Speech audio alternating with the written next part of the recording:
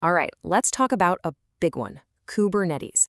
Now, I know, that name sounds super complicated, right? Like something you'd need a giant, expensive data center for.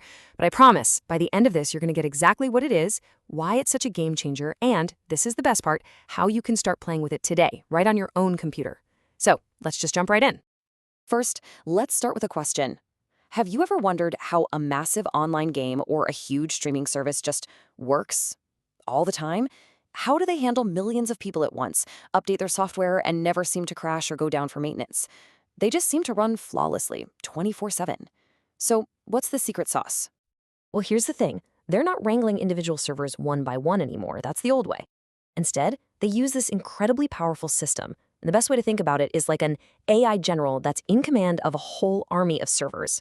You don't tell each soldier what to do. You just give the general your high-level mission plan, and it figures out all the messy details. And that AI general? Yep, you guessed it. That's Kubernetes. Okay, so what does this AI general actually do all day? Let's break down the 4 core missions that Kubernetes handles for you completely on its own. And trust me, this is where things get really cool. First off, we've got deployment. You just write a simple text file, that's your mission plan, and you tell the general something like, hey, I need 100 copies of my app running. The general then looks at its army of servers, let's call them soldiers, finds the healthy ones, and automatically places your code right where it needs to go. You just declare the goal, it handles the rest. All right, next up is maybe one of the most powerful features ever, self-healing. Look, in the real world, servers fail, things break. But with Kubernetes, it's not really your problem anymore. The general is always watching. If one of your servers suddenly dies and takes a few copies of your app with it, the general sees it happen instantly, finds new, healthy soldiers, and launches replacements. You're not getting paged at 3 a.m. It just handles it. Then there's scaling. Imagine it's Friday night and a million players all log into your game at once. Your app is starting to sweat. The AI general sees that massive traffic spike and, on its own, adds more copies of your app, maybe going from 100 to 500 to handle the load. And then, later, when everyone logs off, it scales right back down so you're not paying for servers you don't need. It's totally elastic. And last but not least, seamless updates. You know those old sorry we're down for maintenance pages? Yeah, those are basically a thing in the past with Kubernetes. You just hand the general the new version of your app. It then does this really clever trick. It replaces your app 1 copy at a time. It takes an old one down, brings a new one up, makes sure it's healthy, and only then moves to the next. To your users, it looks like the app was never offline at all. Okay, so if you're going to command this army, you need to know the lingo, right? You need to know the names of your key units. But trust me, there are only a few you really need to get started, and they're way less scary than they sound. Let's break them down. Everything starts with the container. The easiest way to think about this is like a perfectly sealed Lego box. Inside that box, you put one little piece of your app, like, say, your login service, and everything it needs to run. All the code, all the libraries, the whole shebang. It's a perfect little package. And the most popular tool for building these boxes, by the way, is called Docker. Okay, next up, the pod. This is the smallest thing that the Kubernetes general actually gives orders to. You can think of it like a little squad car that holds your container. And this is a really important point. The general doesn't talk to individual containers directly. It gives orders to pods. For the most part, one pod just holds one container. It's the basic unit you'll be working with. So these pods have to run somewhere, right? They run on a node. A node is just one of the servers in your army.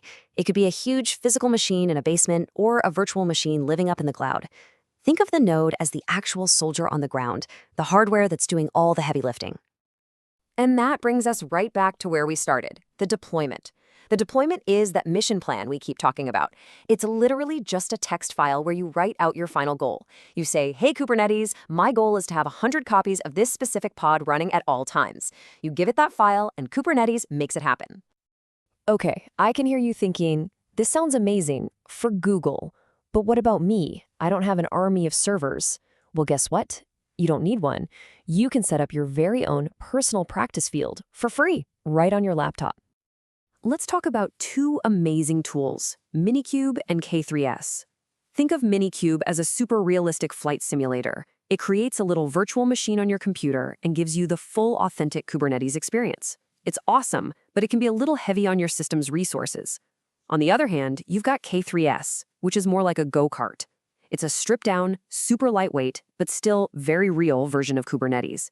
It starts up in seconds, barely uses any memory, and is just perfect for beginners.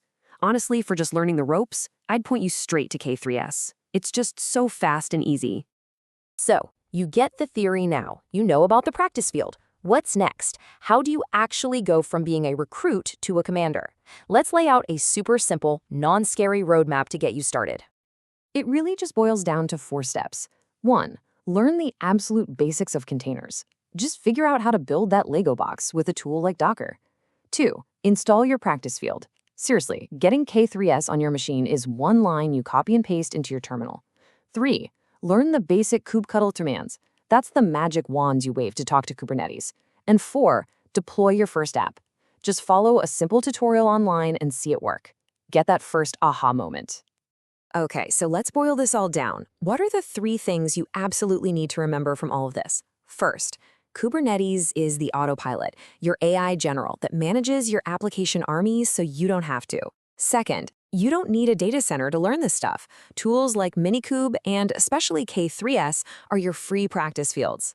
And third, your entire journey starts super small with just one command and that very first app. So there you have it. You know the playbook, you know the players, and you know how to set up the practice field. All the strategy is in your hands. The only question now is, what amazing things are you going to build with your own personal app army?